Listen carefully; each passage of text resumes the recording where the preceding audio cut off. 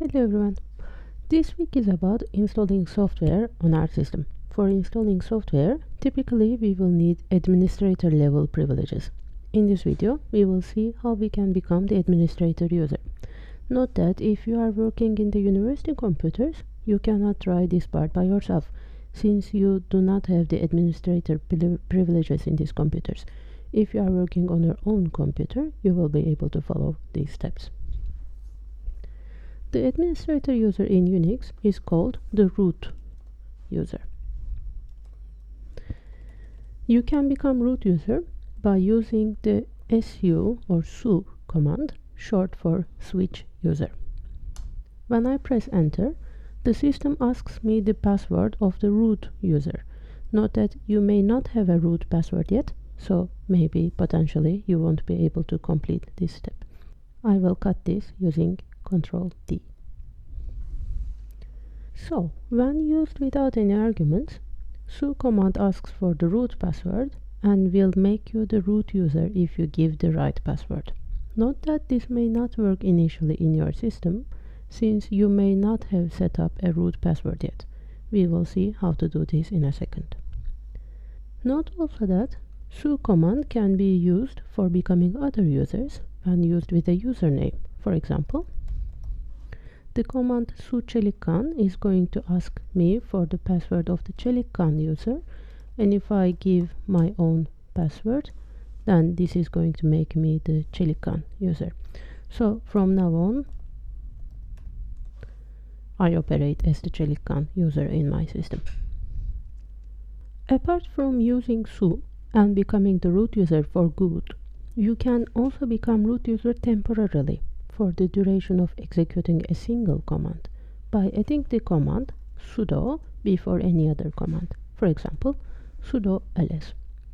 This version is going to ask for my user password. The sudo, as opposed to su, asks for your own user password, and if you give the correct password and if your user is enlisted in the group of users called the sudoers, which are the list of users that are permitted to perform a sudo operation, then by using your own user password, you can perform this one command ls here using the root privileges.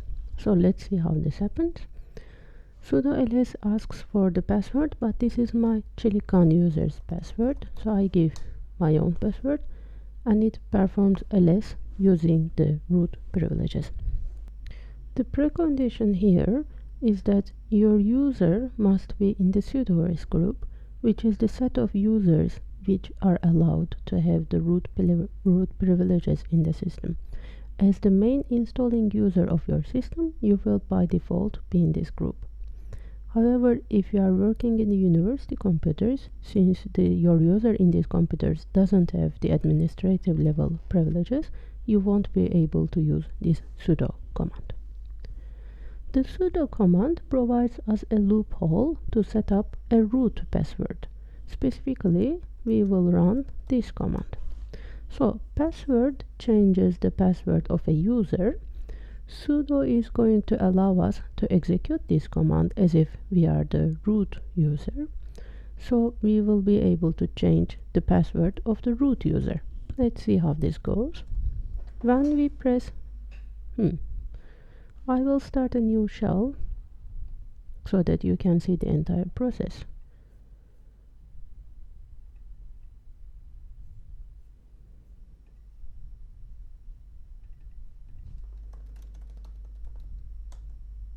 Okay, the first time we execute sudo in a terminal, it asks us for the user password. For the second and third time and so forth, it will not ask this password again and again. For this session, we will have become authenticated. So the last time it didn't ask for my user password. That's why I started a new terminal. So now here, the first time it asks my password, I entered the password for my own user. Then it starts executing the password. Now I'm working as the root, so it will change the password for the root user.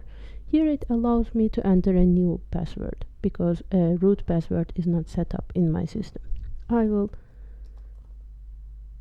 enter my new password here and then type it again.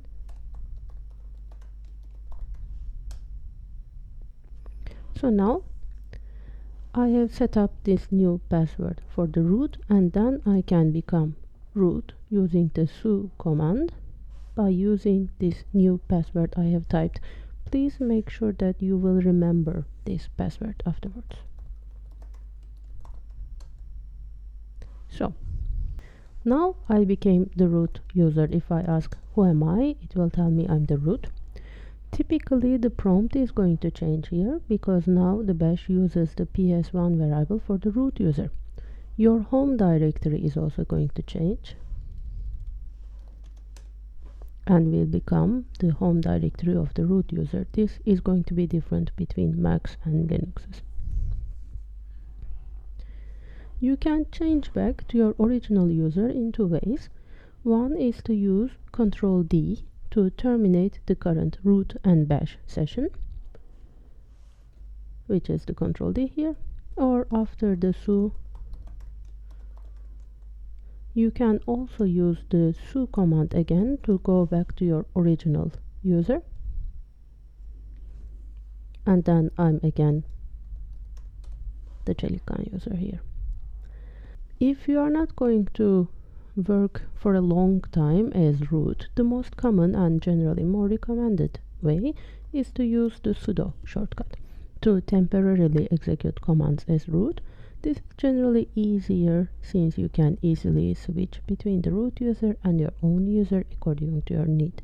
I will be using sudo during the example installations.